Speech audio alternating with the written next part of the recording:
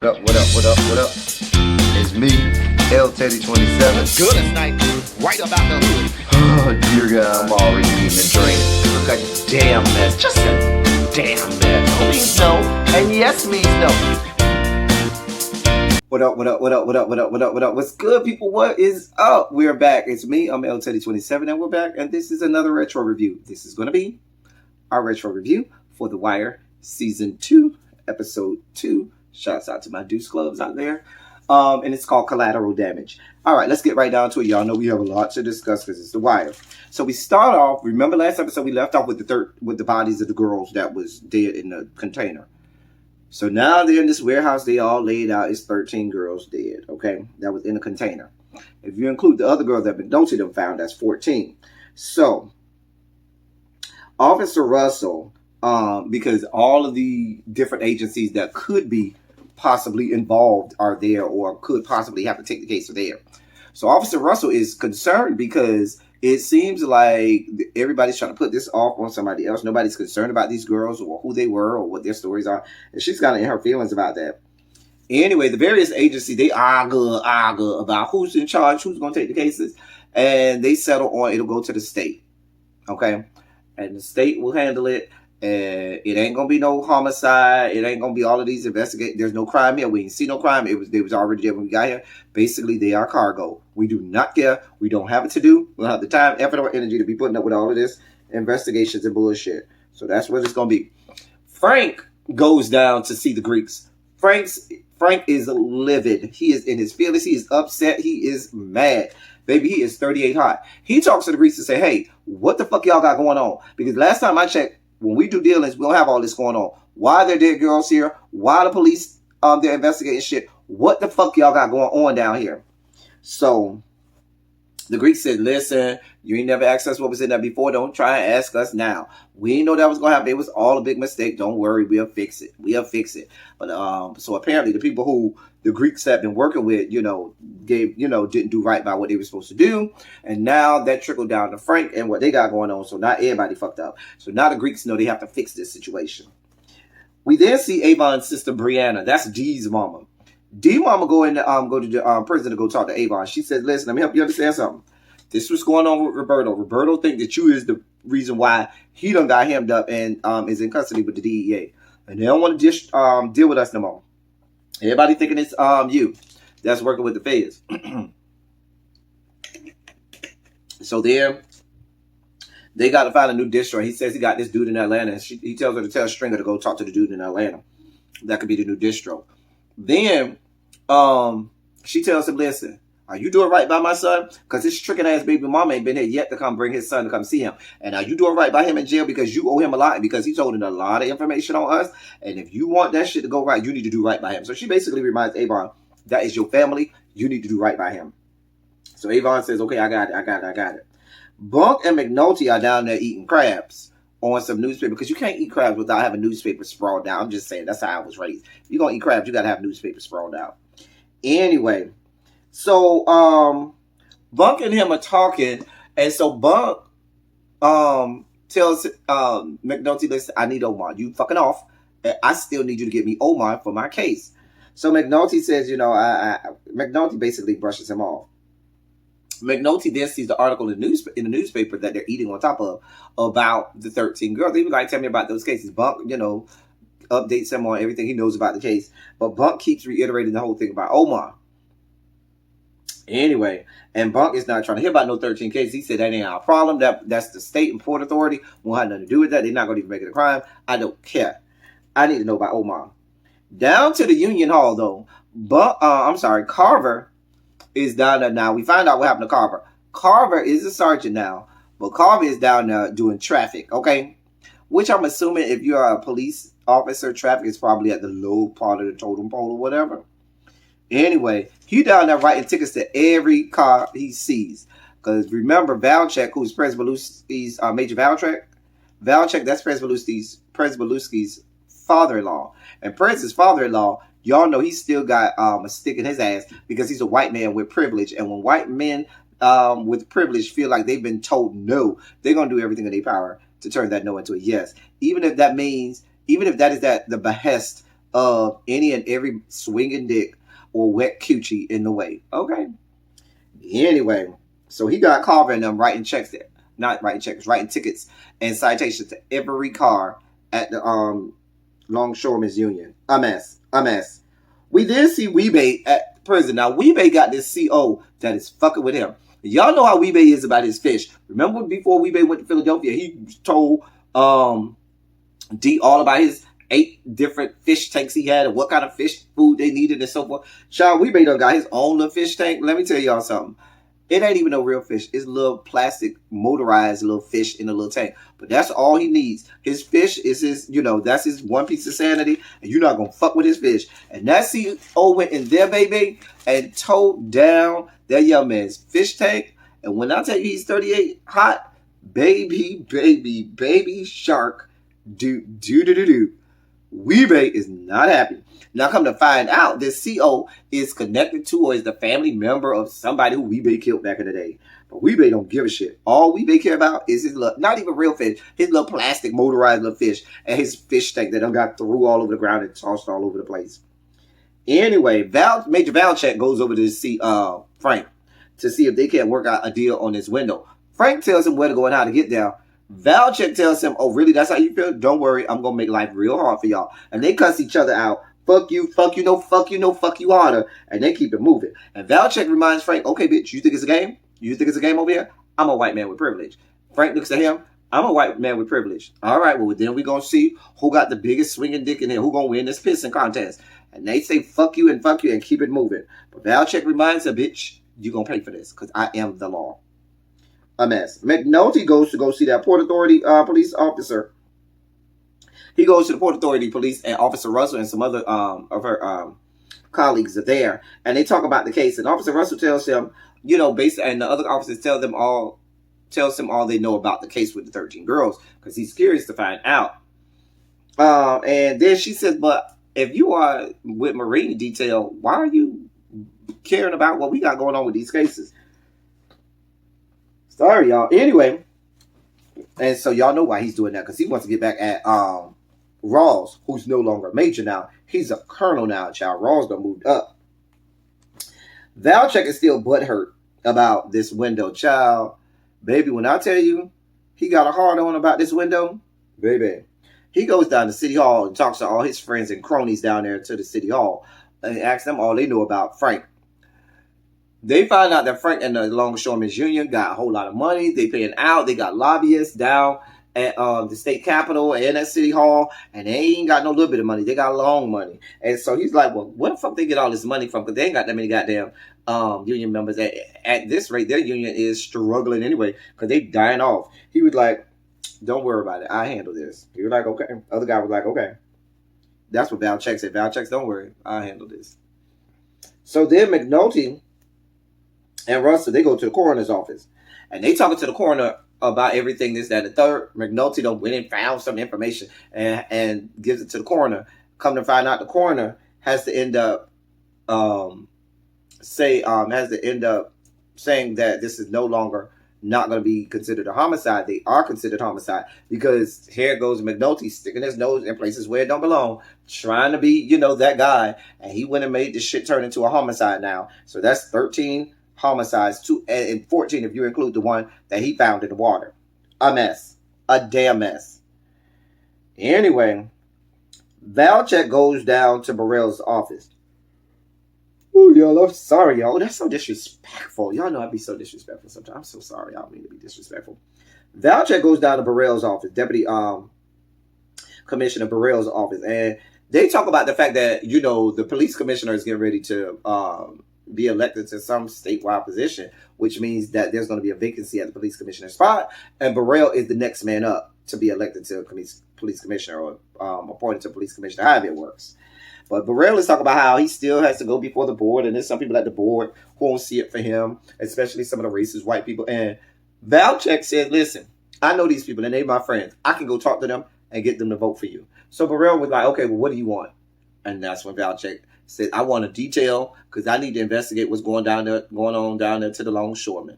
I needs to know. And he was like, what's it to you? And so he tells him, listen, I just got a hard on for Frank Sabaka, I think. And he was like, all right, if you help me, I help you. I'll give you your details. 6 weeks, 6 men. That's all you getting. Colonel Rawls will get to pick the men. So he says, okay. We then see Daniels talking to his wife, and they're discussing Daniels' options and how he ended up being punished by going to the basement to be lieutenant down there at in the evidence department. And she was like, listen, Burrell is about to be the goddamn police commissioner, and you know that. And he don't see it for you now. He damn sure ain't gonna see it for you once he becomes police commissioner. Go ahead and get the hell out of Dodge. Use your law degree that you have, and any firm in the city will be glad to have you with your police experience. And so they're talking about that. He was like, you know what, I might just do that. We then down back to the Union Hall where they're fraternizing, and you know what I'm saying? You see this outward display of camaraderie, you know, and fellowship. It was looked like a good old time was had by all. They were taking a little beer. They were doing a little thing where you put the egg yolk in a beer and you down it, or you put the shot in a beer and you down it, and so forth. Ziggy comes through. So Ziggy comes through and Ziggy talks to Mick, and apparently Ziggy has this plan. He knows somebody that has some weight, some drugs, and he wants to be able to sell the drugs to make some extra money faster than he's making down to the docks. Mick turns him down, and he wants Mick to go in on it with him. Mick looks at Ziggy like, nah, bruh. We already know how you roll. We're not doing that. Child, the next morning, on the same block where the union, where the longshoremen have to go to work, what they got? A surprise DUI check.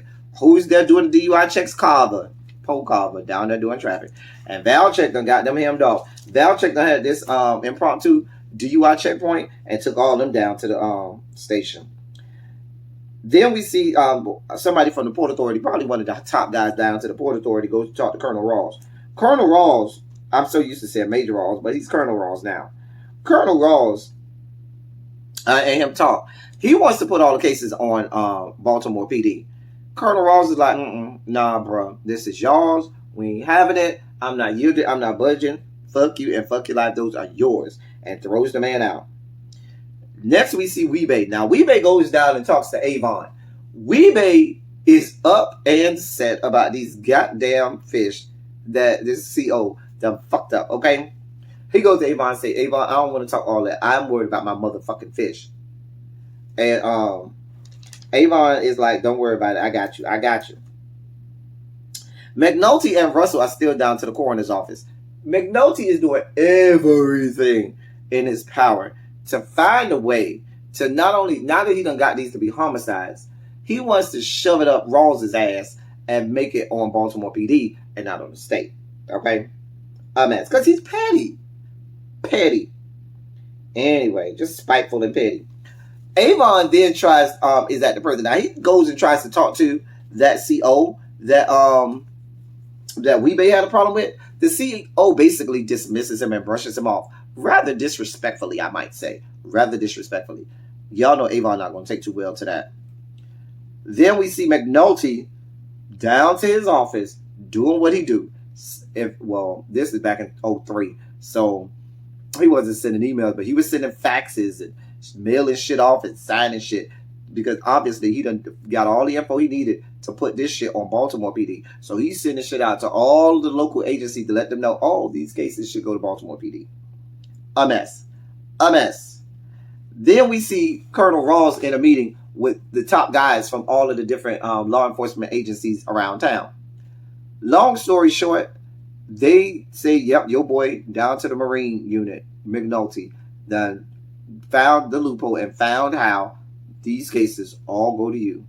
All to Baltimore PD.